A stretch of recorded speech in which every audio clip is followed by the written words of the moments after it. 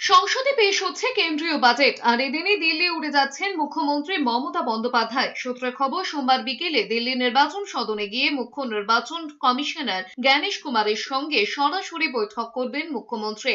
আগে মুখ্যমন্ত্রী দিল্লি যাওয়ার কথা থাকলেও তা কিছুটা পিছিয়ে যায়। তারপরেই জানা যায় ফেব্রুয়ারির শুরুতে দিল্লির উদ্দেশ্যে উড়ে যাচ্ছেন তিনি। অন্যদিকে বিধানসভা ভোটের আবহে ক্রমেই তপ্ত হচ্ছে বাংলা। বারংবার প্রধানমন্ত্রী নরেন্দ্র মোদী থেকে স্বরাষ্ট্রমন্ত্রী অমিত শাহর মুখে শোনা যাচ্ছে পরিবর্তনের হুঙ্কার। এরই মধ্যেই দিল্লি উঠে যাচ্ছেন মুখ্যমন্ত্রী। আগামী সপ্তাহেই বাংলার বিধানসভায় রয়েছে বাজেট অধিবেশন। তার আগে মুখ্যমন্ত্রী দিল্লি সফর অত্যন্ত তাৎপর্যপূর্ণ বলে মনে করা হচ্ছে।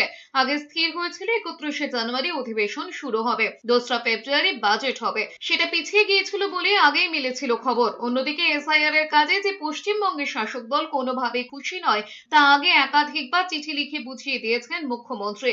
সরাসরি 5টি চিঠি লিখেছিলেন তিনি। সোমবার বিকেলে দিল্লি নির্বাচন সদনে গিয়ে মুখ্য নির্বাচন কমিশনার জ্ঞানেশ কুমারের সঙ্গে সরাসরি বৈঠকের পর কোনো জট খোলে কিনা সেটাই দেখার।